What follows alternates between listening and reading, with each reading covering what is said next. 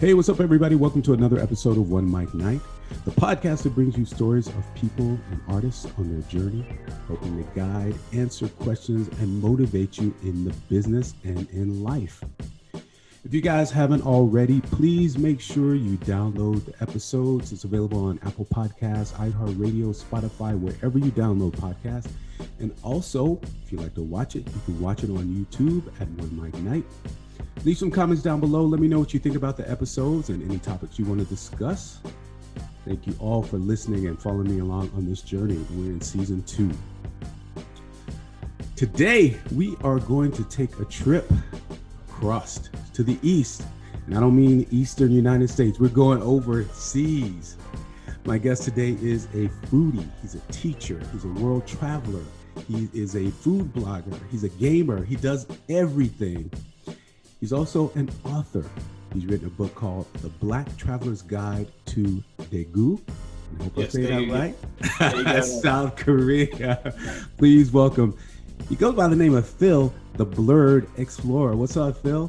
How you doing? Yeah, how you doing? Thanks for having me. Good. Welcome to OneMicNite. Listen, man, I have questions. Yeah, sure. First question is, who Sure. the Blerd Elplorer? Just some random generic nerd guy, black guy who plays video games, watches anime and stuff. Well, how can I say this? I kind of switched. I had a previous blog beforehand. I used to go by, my first blog was called The Minority Traveler. My first moved to South Korea in 2016. Mm-hmm. But, you know, as you get better with, blogging, writing, online content, sometimes you want to do give it new name, new identity, new fresh coat of paint. So I was trying to think of new gimmicks or titles what I can go by, and I combined two things that's me. Two things that I'm black, I'm a nerd. So why not Blerd? Yeah, go with that. That's a good combo. Bless you. Where were you born? Where are you from? I was born in Mississippi, but I've basically been everywhere in the U.S. Basically, I've been in South Carolina since 2009 to finish up high school, so I've considered South Carolina my home, my home state. I lived in Alabama and Washington State, but I would say pretty much South Carolina is kind of my roots, my home, quote unquote. I've been there since 2007, finished high school, went to college. And I finished college in 2015, in fall 2015. And what led me to come to South Korea was I was in my last semester of college, and like all seniors do, you're trying to find a job, trying to send out resumes, trying to go to interviews, job fairs. Couldn't find nothing, and then one day I saw this ad on my university job board about teaching English in South Korea, and I thought, okay, let's do a little research to dig more into that. Because I've always been interested in traveling. I just didn't know where or how to begin with it. Right. That's my first question, because, especially coming from the South, a lot of times our parents don't even think about traveling. They're in the mode of trying to work and, make lives better for the kids. But how does a kid from Mississippi, Alabama, South Carolina, how do you dream to go somewhere else, to travel? Right, exactly. I think that's the problem with a lot of black travelers, not just in the UK. And apparently a friend of mine, Dale, who lives, a brother from the UK, he apparently has it. We kind of discussed it because I wrote my first book about this for the city of Incheon, South Korea. And he was telling me about how he wishes next time try to make it more international, because apparently other black people have the same problem too in Europe too, which I didn't even think about that either. Yeah, right. That threw me out too. And I think, like you said, our parents, older generations, understandably, they go from a time where it's like, we just want to work to live. We're trying to pay bills and survive. Right. And our generation, younger, we just saw how parents struggle and got miserable. I'm like, that's not something we want to do. Like, we're not afraid to work. We're not afraid to grind. Like, say, okay, if it's something that we enjoy, it's a passion thing we care about, then we're going to grind for it. But just to have a job and say, I'm going to have a job, benefits, all that jazz, work to 9 to 5, rat race, we don't want that lifestyle. Right. It's not because they're lazy. We just don't want your lifestyle. You know what I'm saying? Yeah. And for me, like growing up, like I always wanted to go to Japan because of anime on cartoon from Toonami and Cartoon Network. But I didn't know how to go to Japan or how to travel, because the only time me as a black person, the only time I ever heard about other black people traveling was usually through the military, almost always. Right. Yeah. Yep. Yeah, like what about you? Like how many people that you know that's traveled abroad that was military? Yeah, that's true. I mean, for me, my story is a little different. I actually was born in the South. I was born in Nashville, but my mother put herself back through school. So she graduated from college, and so our outlook on life was a little bit different because that was a little bit later in her life, but she was pretty liberal in her thinking along the way. So my idea of travel was different. She put me through boarding school. So I was already in contact with people who were traveling. I went on trips, domestically, and then my outlook, like you wonder what it's like somewhere else. So I start traveling and I start working in the UK. I start traveling across Europe. So yeah, if not many people are like that, unless you're from the military. You're right. Right. Your military family, you move around a lot, so your outlook is a little bit different in the way you. Yeah, usually it's more like it's usually, unless it's military, like business trip. Then you usually don't hear anything about a black person or black family going on a vacation overseas. That's something you hear about. Right. Hey, what's even crazy is like what I looked more into about coming to South Korea. It amazed me to find out like not many Americans leave their state or their city ever. Right. That's the crazy part. Like some people who are saying, I would rather be born in South Carolina, stay in South Carolina for the rest of my life, and don't go anywhere else. I'm like, that's just crazy. Like, now if you want to move back when you're older, sure, in your 40s, 50s, whatever, you want to settle down, yeah, go ahead, do that. But it's like, why would you want to like waste all your 20s and 30s being in the same spot forever? Like, but I think that's the thing is, people come from that area and they're just working to live. You know what I mean? Working to live, and your outlook on life is not. First of all, you probably don't come into as much diversity of people, so your curiosity doesn't even roam. So you go someplace like New York, which is where this podcast is based. You meet everybody, or your family is multicultural. You come from the Caribbean, and you know about things. Right. Your makeup is something different as a black person.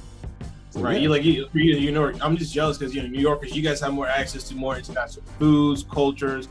So like you can at least be more cultured, you have a chance to learn more languages. Where like say in the South, it's like we ain't got that option really. Like you really you may have the one rich kid, white boy who's gone traveling abroad and whatnot, but like it's not often you don't see many international folk. Maybe in Atlanta, Miami, but again, if you go from those outside those major cities, like you don't hear about that stuff all the time.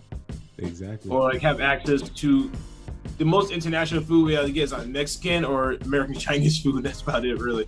That's it. Almost always. So then back to you about, how you decided to go to South Korea. First of all, why Korea? Because like you said, Japan, it seems like Japan of the Asian places to go, Japan is probably the first top on the list.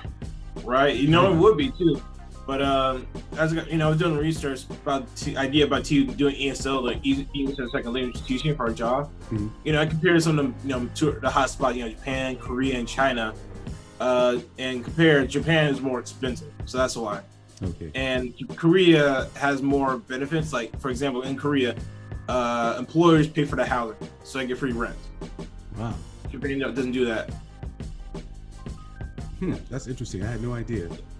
Let's talk a little bit about the culture of South Korea, because once again, that's a place that's uncharted for a lot of us. Black or white, we don't even know. Anyone from the States don't really know. We don't really know much about Korea. Me neither. Yeah, I didn't know about Korea. My big introduction was, of course, like many Gangnam Style, the song, when that came out, was popular. And of course, Samsung, LG smartphones, LG TVs, smartphones. Like I sold some when I was working in the US too. But you're right. It's pretty empty. Like not many people really know about. I mean, sure, nowadays you know about it because the whole K-pop wave and stuff. But even before, no one knew anything about South Korea. No one. So the culture, like many, it's a homogeneous nation. So everybody looks the same, like just most places in Asia. So obviously, when I mentioned this in the book, like all foreigners do get stared at. Like no matter who you are, if you're not Asian, like Korean, you're gonna get stared at. It's gonna happen. However, and this is why I wrote what I call the Black Travelers Guide, is because as somebody with darker complexion will get more stares than a white person. It's just going to happen. Like it's just more out of curiosity, of course. Because again, it's not every day that you see a foreigner in general, but especially if somebody who looks for our complexion, for our hair texture, it's like we're a rare breed, like a shiny Pokemon or some shit. Like something you don't see every day. Right. Do you think they distinguish? And I don't want to talk in stereotypes of they, what I mean? But do you think the Koreans distinguish African American from African from, or they just, the curiosity is just Well, other people. Yeah, no, I think it's just not just Korea, but Asian, sure. Like, I mean, my students still they confuse me and think I'm from Africa. But I'm like, no, I'm from the U.S. So, unfortunately, in Korea, the culture, people, they really believe the stereotypes, negative stereotypes they hear about everybody else. So, like, for example, if they hear a girl from Russia, they think that she's a prostitute, for example. Right. Yeah. Or a black person from Africa, oh, you're poor. You're the poor, like from some poor African commercials that you see on TV, about feeding the poor and stuff like that. That's what they think of Africa all the time. Yeah. Now, funny enough, when I came to Korea in 2016, between 2016 and 2018, me and probably other black teachers, we got called, things like Obama, LeBron James, Oprah.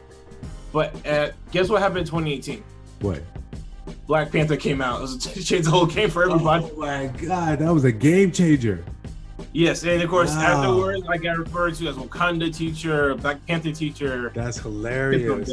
That's hilarious. I'm like, I'll let you slide because it's a good reference, good positive reference. I'll let that slide. I'll let you go this time. That's interesting. Who knew? I mean, because the effects of the media, the controlled media there. I don't know. You could know better than I do. And then what's projected worldwide in media, absolutely has an effect on people, what their perception is. Oh yeah, and of course, like over here in Korea, they love the MCU. They love Marvel movies, MCU. My students too. Like I try to bring up more other Marvel characters, and look at me like I'm crazy. Like, who is this character? Who's this Marvel character? I'm like, these poor children. What are they teaching you guys? Oh wait, I'm the teacher. But yeah, like even though I'm pretty sure you remember that scene in Busan when Lupita, I think was her name, when she was speaking Korean. Mm-hmm. I asked the students sometimes. This is at previous schools, of course, and previous jobs. And I asked them like, "Do you think she spoke good Korean?" She said, "No, teacher, bad Korean." I'm like, she speaks 4 languages, so she gets an excuse if she doesn't sound bad. It depends on me. That's funny. That which brings me to another point too. How important is the media, in the projection of what we are as people, Yeah, very important. Honestly, again, like I said, because the culture, like most folks don't know anything about black people, black culture. That's what they see on media, so TV. So obviously, hip hop, basketball players, athletes. Of course, now thanks to Black Panther, Chadwick Boseman, rest in peace. Gave some positive images and stuff. So, and of course, students have questions about my hair, about my skin tone, and everything. Again, they're young; they don't know any better. So I'll let it slide. It's more like I can let this slide. Like in Korea, like as mentioned before, you will get stared at, like from the very young to the very old. Like especially the old generation, they're gonna really stare hard. Especially because where I live now, I live in a small country coastal beach town. So of course, like I'm probably pretty much talking town already. But that's funny. And you're how tall? Yeah. 6'7" or 200 centimeters. Wow, man. Yeah. So yeah, definitely that for sure. Yeah. So you almost become like an educational tool for them too, because they're, the curiosity's there, and then they learn, all the things that they have learned or they thought they knew, stereotypes, completely different. Right, because they obviously know when they saw me, they think I was a basketball hip hop player, but no, I am just your teacher plays Pokemon Super Smash Brothers. So that's what they know. So that's all my students know me for, and it's kind of used as a good reference. And of course, I use SpongeBob too. Like teacher loves SpongeBob and Pokemon and Marvel. That's who they know me for. You have to have a lot of confidence to carry on. I mean, how did that make you feel? To be stared at and to be, Yeah, I have a little bit of confidence to keep going, because I know when people stare at you, you just feel a certain way. I'll admit at times it does get annoying, but at the same time it's like, okay, again, I get that you've never seen a black person, but guys, take it easy. It's not that serious. It's like that's what it happens when, of course, again, you go to a homogenous nation when everybody looks the same. So obviously, even though if you go to like the big city, the capital areas like Seoul, Daegu, Busan, obviously you're gonna see, a little bit more diversity. So people over there is not gonna be, they're not gonna make a big deal of it. Right. They're gonna care.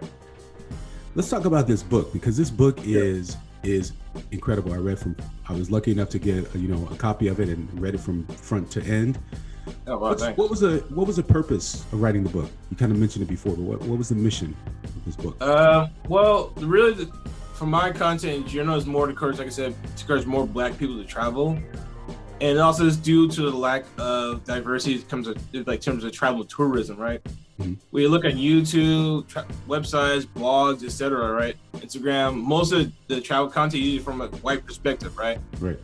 And I would say there's a lot of good guys like Drew Bisky, Best Food Review, Migration Arley, MarcosLuis. There's a lot of white guys who I really enjoy their content, right? But as I said in the book, like their experiences as a white person is gonna be far different than for me as a Black person. Not just in Korea, but wherever we go in Asia or probably even Eastern Europe, like a Black person can get different looks. You're gonna be talking about more than anybody else, than a white person. Time and time again, it's gonna happen. And so I thought, instead of complaining and whining about it, I said, okay, why don't I do something? Now, what led me to write my first book, actually, was last year in 2020. I was at my school, making lesson plans, and I was listening to a webinar at the same time, and I was trying to figure out ways, how can I turn like side hustle to make some, try to earn some money on the side, right? Mm-hmm.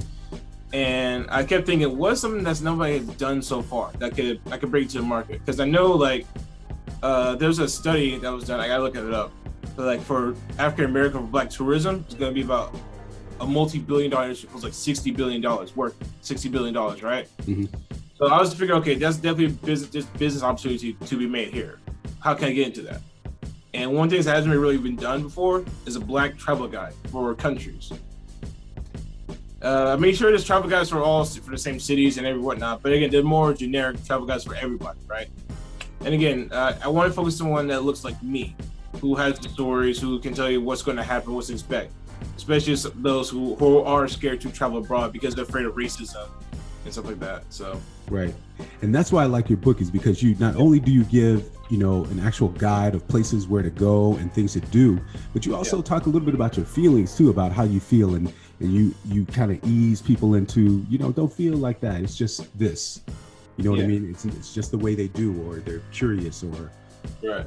So it's a nice balance of both. So as a reader, I feel more comfortable. Now I'm excited to go there. I would love to go there now, just by reading your book. Right. What are some of the other topics you talk about in the book? I know you have you talk about things to know before you even get there. Right. You talk about what else? Just you interviewed some other Black people that were there. Mm-hmm. Yes. So like I said, talk about things what you should know about before coming to Korea, like one of the main airports you want to travel to, how to get to Daegu via train, the bus, whatever. I also talk about things that affect the Black culture, like say food and health concerns. Like for example, I mentioned in the book, like Korean food, while delicious, is definitely high in sodium. So as you know, many Black people have. Some of us know somebody in the Black community who has like high blood pressure, high cholesterol, right? So obviously, if you can't eat sodium, or if you're gonna watch the sodium count, then you may want to avoid Korean food, because that's has a high sodium count. So you want to watch those things. Another thing I also mention always, it's repetitive in the book, but I feel it's important. Like if you have food allergies, like you're really gonna have to watch your game when you're traveling in not just Korea but in Asia, because food allergies is not taken as seriously. So things like if you're allergic to like various nuts and seeds, sesame oil, seafood, fish sauce, fish paste, anything like those content, like you probably won't be able to eat Korean food just because that's what it contains. Also in the book, I cover like places you can visit. Like there's an amusement park in Daegu called E-World. It's like a small amusement park. For if you're traveling with kids, your family, then that's something you guys could do. I also talk about the famous Daegu Chicken Festival, like a fried chicken and beer festival. Oh, really? Yeah. Fried chicken, okay. Yeah. So I mentioned the story. South Koreans love the fried chicken more than Black people. I think they can take the stereotype from us. Because literally, there's everywhere you go in Korea, you will always find a chicken restaurant everywhere in Korea. Wow. Like everywhere. Who knew? No matter how small the town is, there's going to be a fried chicken restaurant somewhere. Okay, who knew? I had no idea. Interesting. Yeah, and going to the other question about the interviews, so I reached out to various Black people that I know personally, others I just reached out to in the various Black groups in Korea. to get their stories, provide stories. What I wanted to do this time is, instead of telling my stories, why not tell this various stories from other Black people who either live in Korea or have been to South Korea? Like, let them tell their stories, because maybe they could provide input on things that I can't provide input on. So that's interesting. All different perspectives from similar people. Right. And I did want to point out, when it comes to anybody's listening, when it comes to travel, especially if you're your first time listening, thinking about traveling, especially internationally, just remember, everyone's travel stories is going to be different. No one's ever going to be the same. Some people experience, like, you may go to the same country, same city, do the same activity, whatnot. It's all going to be different. So some people are going to enjoy one thing, you may not enjoy it. Just everybody's going to be different. So don't worry about it. Interesting. Was it hard for you to learn the language? Do a lot of people speak English, or a little bit of English, or what was that for you? For Daegu, you can still get by, regardless of Korea, you can still get by without learning the language. Of course, it would help. I would definitely recommend learning how to read Korean, because learning how to read Korean is much easier than speaking. Just for the grammar, because in speaking Korean, just like different sounds, the different syllables that are different, say, like in the Romantic languages of English, Spanish, German, French, it's completely totally different, whole bargain. So that's one thing I recommend to make it easier. If you learn how to read Korean, it'll make life a lot easier while living or traveling abroad to Korea. Now, getting around, you can still get around without it. I would use the app I was mentioning the book called Papago. It's like a translation app. It's much more effective than Google Translate, for sure. Okay. It's not perfect, but it's definitely a lot better than Google's. So it says audio too? Does it speak the word or the translation for you too? It can, yes. Yeah, okay. That's good. That's helpful. Very helpful. Was traveling around hard for you? Yes, for me, because at the time, from July 2020 up to February 2021, my first job, a public schools job, I got put on furlough. I got put on leave. It really just would be temporary for the summer, but it just kept going into the fall and stuff. So around October, November, and plus I was reduced salary, so it was a pretty hard time for me. Right. I was able to go to Daegu for about a week twice, once in November and the second in February. I wanted to, because there are other locations and places I wanted to check out, but because at the time I went to go, it was during the pandemic, of course, the numbers are a little bit safer to travel to do those things, activities. Right. So I figured, okay, I'll do it for the first few days, and go back home, because I can't, for obvious reasons, like for health and safety reasons, I couldn't risk being out too long. Right. How was the pandemic? I mean, this is during the pandemic time. How were the restrictions, and what was it? What was the feel there like at the time? It was crazy. I mentioned in the book, I was actually in a different city when the pandemic hit, so I started to come up. I was in this city called Andong, which is about an hour and a half north of Daegu. And I was actually at that job. I was quitting. I was about to leave that job. So my other job in Incheon, which is a public school elementary English center. So as soon as I left that job, that's when things really got crazy. And Daegu was the epicenter at the time. It was a hot spot unfortunately, of COVID. So, and I actually used to live there too. So it really hurt my heart to see that my favorite city in the country got hit so bad. Seeing downtown used to be full of life, people joking, drinking, having a good time. The streets were empty the first month or two. It was scary, wow. Ghost town levels, apocalyptic levels, so scary. That's cool.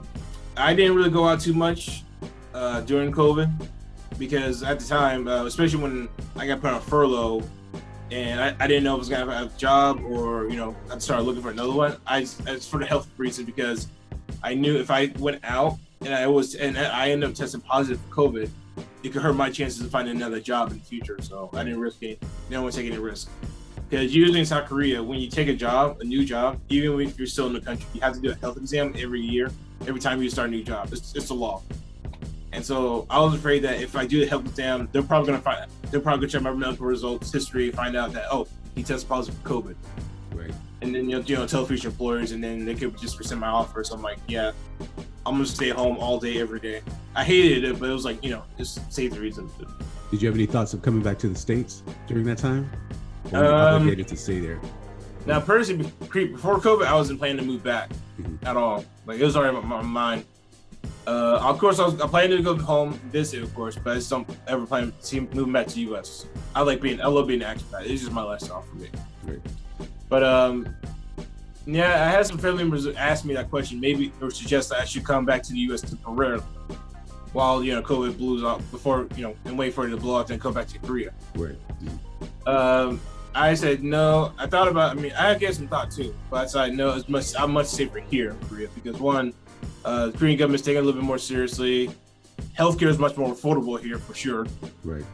Where if I get sick, even just some of the flu and that's it, it's much more affordable to get treated and taken care of versus back in the U.S. Where at the time, obviously, Republican states like South Carolina, they didn't take it seriously. They didn't lock down. There were relaxed restrictions. So I'm like, it's much safer here than there. It's funny enough, me and my co-teacher, who were in Incheon at the same time, we were both, furloughed at the same time. We were talking about that. She ended up going back to the U.S. After our contract ended. Now, I think it's the personal reason. Apparently, her family has some health problems too at the time when it's getting close to our contract, and so that's why she decided to go back. Right. But she wants to come back, but of course, she decided to say just go back and help the family. Yeah, and I was going to say the restrictions of coming back in probably would have been a little bit hard too. Yeah, exactly. Get back in the job and the whole. Exactly. That's another reason too, because at the time, during the fall 2020 for the hiring season, they didn't hire. There's a hiring for public schools. Like no one was hiring whatsoever. Like you said, it's probably been much harder for people. Even now, like it's harder for people who wants to come teach in Korea to come to Korea because because of COVID, and the employers don't want to pay for the 2-week restriction, quarantine measures and stuff like that. Right. And like I said, and plus it was true, and unfortunately there are some jobs like Kagwons or probably English academies at school, English academies that Korean students would go to after school. A lot of them, been closing because of COVID, because they're for-profit business, of course. So, parents, they're trying to save money when they can, so they're pulling the kids out, or in most cases, if there's ever a positive case of COVID from a teacher or a student, understandably, school's gonna close down temporarily. They're gonna clean up, but parents are gonna be scared and start pulling the kids out, and of course, which led to unemployment. But fortunately, I want to get back to the book for a second here. Who are some of the people you work with? You got some beautiful photographs and artwork, some illustrations. The photographs were done by me. The book was done by you? The photos are mine. Fantastic photographs. Wow. Yeah, thanks. I wish I could have had a better camera though. No, the camera is great. The shots are amazing and very enticing to make you. It seems like there's a lot of artwork there too, around. Yeah. Okay. So the cover was done by Ebenezer. He's on Instagram too. You can follow him. I'll put a link in there. Okay. In the book too, at the Ants Arts. He did the first cover book too, and it actually helped because I was looking around, messaging various artists to find a cover for the book, my first book. And he reached out. He said, yeah, he was definitely interested. It also helped that he lived inside Korea for a short time, a few years ago, in 2014, I think. Mm-hmm. So it helped that he actually understood Korean culture and had some idea. Yeah, he knew a little bit about it. Yeah. Yeah, so that helped a lot. So we just kind of vibed and we just worked, especially the second book. He's definitely interested in doing a second book.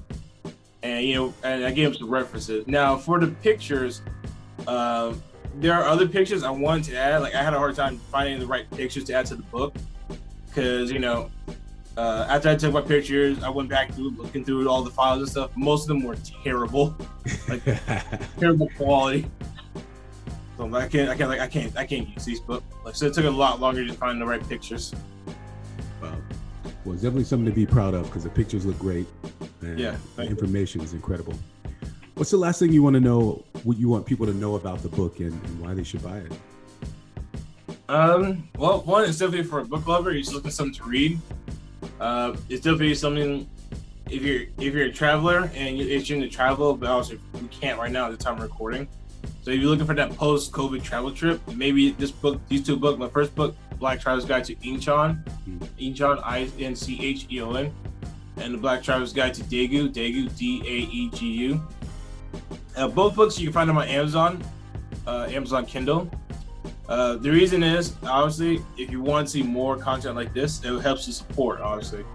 Because for me, these two books is more of a test track to see if there's something that, okay, I actually did have fun making these books, but I want to see, okay, can I actually turn this to a real side hustle? You know? Right, yeah. Before I actually dive deep into it. Because I was actually thinking about making a whole travel guide for the whole country, South Korea next. I like that. And, you know, these two books is more of, okay, let me see how the market reacts to it. Honestly, you know, I've seen positive feedback from people already. And that's good to hear. But also, you know, obviously I wish the sales would, you know, reflect that. But it's like more of to see, see if they like it and if they're willing to pay for it. But also, I want to show people, yes, there really is. My goal is, especially I want to encourage more young people that, yes, just because it doesn't matter where you're from, what city you're from, man. Doesn't matter how much money you got. There's always, you can travel. There are ways to do so. Like, my big message, if I was sitting in front of a classroom, I would tell them, high schoolers, I would say, when you finish high school, leave your home state, leave your city, let's go somewhere else. Like go move to another city, go move to another state, just leave your hometown. Like, you ain't missing nothing here. I say this in almost every episode. Traveling is probably the best education you can have. Because when you go, you learn about different cultures, food, religions. Yeah. You learn about yourself, and that is the key. And I would say, for anybody like who thinks, I know America has its own poverty, but you have not seen poverty. Go abroad and don't ever. I mean, especially for my own black people, like. Yeah, we struggle. We got racism, but have you been seeing the poverty in Manila, Philippines, or in Mexico, South America? Like, do not go over there and then look where you came from in the hood. Like, you guys had it made compared to what they got over here. But you're right about the education. It just shows you, like, damn, like the disparity in other countries is real. It is real. Yeah, like it's true. It's that Americans, we honestly, unfortunately, I believe it's true. Like. We complain about nothing really. We are the biggest complainers. Like, we got it made. We're spoiled brats, so we got it made. Like, we have the best, one of the best passports in the world. We can go literally anywhere in the world. Anywhere. You took the words right out of my mouth. Anywhere. Yeah. That's the privilege we have. Y'all think you guys watch the visa laws and anything like that, but again, a U.S. passport, it has pre-COVID, is one of the strongest passports in the world. You can go to almost any country visa free. Like almost, I think about 100 countries without having to do the visa process. Like compared to those in Africa, like, they got to go through hoops and bounds just to go travel to another country, especially a Western country. Like us, we can go anywhere you want. Just leave. Like, to any young person listen to this, you have this. Yes, I don't know your situation. I don't know your story, but you can always change your story. Like, we don't choose how we start our life, but we can definitely choose how we end it, how we continue, how we change it. Like, you can always change the narrative yourself. Yes, you can always change it. Like, you can choose. We can't choose our mamas and daddies, but we can choose where we live. You can choose where you want to work. You can choose what city you want to try to go to, where you want to work in, where you want to live, where you want to travel, what clothes you wear, the shoes you buy. Those are choices you can make. The things we can control, you can do it. It won't be easy. I will not deny it will not be easy, but I promise you, when you make those changes, especially if you leave after you finish high school, college, whatever, you'll be a much stronger person. Absolutely. Yeah, because I wanted to tell the story. Like, me and my good friend of mine, Jamal Simmons, he's like a brother to me. This is back around 2016, early 2016. We were talking about we just finished college. We're trying to figure out what we want to do with our lives. And I remember his dad. He was telling me how his dad was something one day, like, because we're like South Carolina too, at the time. He was telling me how his dad was telling him, like, leave South Carolina, go somewhere else. Oh wait, am I allowed to swear here? Yeah, of course. Okay, I just want to be sure.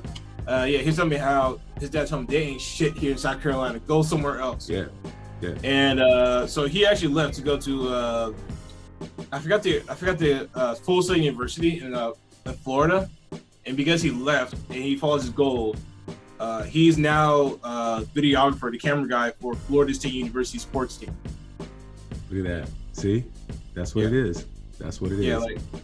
Yeah, of course, they were grinding. There were times blood, sweat, and tears. His blood, sweat, and tears. I had my own blood, sweat, and tears. But I promise you, like, leaving your city, leaving your state, will make you a stronger person. You'll achieve more than you ever did if you stayed in your own spot for the rest of your life. Like, that's you ain't right. gonna miss nothing. Expand. It's a mindset, you know. You have to change that mindset and change your surroundings. You change the narrative. And travel, like I said, like we said, is the best thing you could probably do for yourself. Travel somewhere. Travel somewhere and see what other people do and see the disparity. We have what's called first world problems here. Yes, we do. You know, I was talking to someone today. I have a friend in Brazil. He just lost his brother to COVID. They don't have access to the vaccine. We have access to the vaccine and people here don't even want to take it. Right. That's first world problems, right? Seriously. I can't even take the vaccine right now. Like, right. I mean, we got the vaccines and they're doing rollouts, but for foreigners like me, like, I don't know when we're going to take ours. Like, I'm here different. I don't know, system we probably won't get. I think from the rollout, we might get in the fall. But yeah, you're right. It's like, you guys, I'm watching this, you know, from my Facebook, you know, watching friends on both sides of the political scale, playing about COVID, you know, vaccines, masking and stuff. I'm like, what the hell? I'm thinking, what the hell is you guys' problem? Like, seriously. Yeah. Yep. It's like, again, like, this is like, again, this is why I try to encourage people to travel, because it educates you more. Like, for me, it's shown me, especially nowadays, especially with COVID, it really showed me to be appreciative of what I got. It taught me to enjoy the little things. Mm-hmm. It really showed me to mind my own business. Don't worry about what other folks be doing. Don't worry about what people are gonna say. Like, yep. Again, like, I used to be worried, like many people, even younger days, even to close. I'm 30 now. Like, even to my late 30s, towards my late 20s, I was worried about what other folks be thinking about me. Right. Nowadays, it's like, you know what? We almost came close to death because of this virus. Exactly. I'm gonna live my life. Fudge whatever everybody else thinks. Okay. You got it. Just go live my life. Just don't worry about it. Like, that's right. That's the big thing I would say. Like, to any young person, listen, there's a pandemic going on. We all almost came close to death. Just go live your life. Don't worry about what other people think. Like, people are always gonna talk shit about you. Don't let that. Don't worry about it. Just move on. Exactly. That's it. Yeah. The important things. Yeah, I'm pretty sure I got family members and stuff probably jealous and mad about me that I'm doing my own thing. But you know, I think it was reminds me of that quote from Little Boozy from the Vlad TV interview. He said, "Hypnotized with hatred." Yep. Mm-hmm. That's it. Don't be hypnotized with hatred. It's going to happen no matter what you do. Just don't worry about them. Go live your life. Go be happy. Life. That's right. Well, man, I could talk to you all day long, and I appreciate you. The book is incredible. But first, where you at, baby? Baby, where you at? That's my mom. She's listening. She wants to know where we can find you on social media because she wants to follow you. Oh, man. Really? Okay. What's your handle on social media? Yeah, my handle on Instagram at the Blerd Explorer. Blerd, Blerd. You can find me there. You just want to follow me, follow my stories. Just chat, DM me. You got questions about travel and such? Just hit me up anytime. And that's where you also find news and updates about my future, any other travel books I'm going to do in the future too. I like that. Everybody, please make sure you follow the Blerd Explorer. His book is banging. It's fire. Please pick up the copy. You said it's on Amazon available? Yes. You can also find them on Apple Books and what's the other one? Barnes and Nobles too. It's all in ebook format, so you can watch it. You can carry it on mobile devices. I did have it on Google Play Store originally, but there's been formatting issues. I just can't get it fixed, so I just took it off. Okay, you have all those options to find it. Please make sure you follow him, and also follow him on IG at _Blerd_Explorer. You can also email him, like he said. You can hit him up at minoritytraveler@gmail.com. Thank you for taking the time out. I want to thank you so much because I know you're about 12 hours ahead of us here, and it's late. Yeah. So I appreciate your time, and I appreciate you. Please make sure you go buy this book. This is OneMicNite, the podcast. Please follow us at OneMicNite. OneMicNite is spelled OneMicNite. You can follow me at MarcosLuis, MarcosLuis. Go to the .com for both. You can find the links to the social media. And let me know what you think about these episodes. Also, click the bell at the top because you don't want to miss any of the episodes that come out. Thank you for joining me. See you next time on OneMicNite podcast.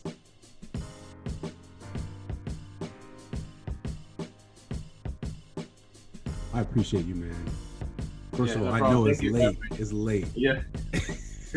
Yeah, it's like Hang 12, on. I can 12:50 tell, right man. now. I appreciate it. Yeah, no, it's fine. Thankfully, I got a holiday tomorrow. It's a holiday tomorrow for me, so I got the day off tomorrow, thankfully. That's good. So you're still working now, though, too, right? Yeah. Okay. Well, actually, I got a new job. I started back in March. Public school in the countryside. Okay, that's good. So I started that job. Just still teaching there now. Actually, I got lucky because they were desperate for employees. They were desperate trying to find somebody. Because where I'm at, they usually have a bit of a high turnover rate because usually most teachers they don't want to teach in the countryside. Wow. Yeah. And I'm like, listen, I'll take at this point of me. I'm like, if this is a public school job, I don't care where I'm at, city or country, just give me a job right now. I like this, man. I want to be you because listen, when I was your age, I'm a little bit older than you. I wanted to stay in France, and I could not. I packed all my shit. I was going there on vacation, and I was determined to stay there. I'm an actor. I had my headshots. I had everything ready to go. Met an American there. He said he was going to help me. He's like, okay, just meet me back, here at 3:00 tomorrow. You can just crash in my place. We're going to help you get your visa. I showed up. I was there. I was waiting. Homie never showed up. I was heartbroken that I couldn't stay. And I never found my way back. You know what I mean? Yeah. So those, the people that can do it, you do it, that's big. That's good. Yeah, no, I'm sorry that happened to you though. But actually, no, I didn't. Okay, to be fair, I've been to France, but it was a layup transfer to Portugal, Lisbon, Portugal. And which I want to go back to Portugal someday too. I hope to go. Yeah, I would love to go there too. My my little brother, he's actually my nephew, but I call him my little brother. He's my son brother. So I took custody of him when he was born from my older sister. So I put him in the international school. So I got him speaking, learning Japanese from the time he was 5. So he speaks fluent Japanese. So he did his last 2 years of college in Tokyo. Oh, nice. Yeah, but his student visa ran out and he couldn't get a job, and now he's back home. So he's trying to get back to Japan too. Oh yeah, now you heard that. That reminds me of my friend Brandon. You met him in the book. He actually did translation for Korean.